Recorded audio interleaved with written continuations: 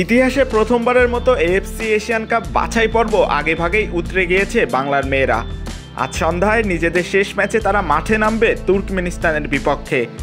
আগেই বাছাই পর্ব উতরে যাওয়ায় আজকের ম্যাচটি তাই ঋতুপর্ণাদের জন্য শুধুই আনুষ্ঠানিকতার। বাছাই পর্বের আগের দুই ম্যাচে দাপট দেখিয়ে নিজেদের সামর্থ্যের জানান দিয়ে রেখেছেন কোচ পিটার বাটলারের শিষ্যরা।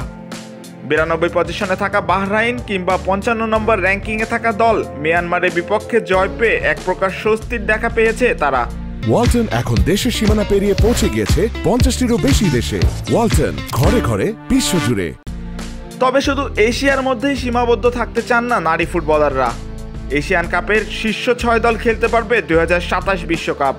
বিশ্বকাপে খেলার সুযোগ আছে সে ভাবনা মাথায় নিয়েই নিজেদের আশার কথাও জানিয়েছেন অধিনায়ক আফিদা।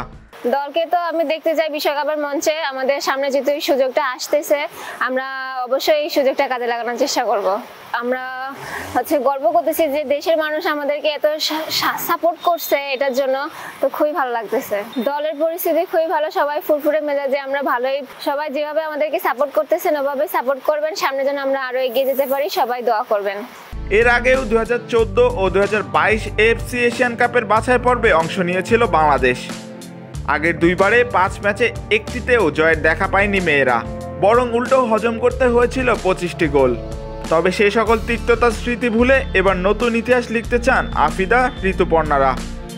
মাহিউজ্জামান, মানবজমিন।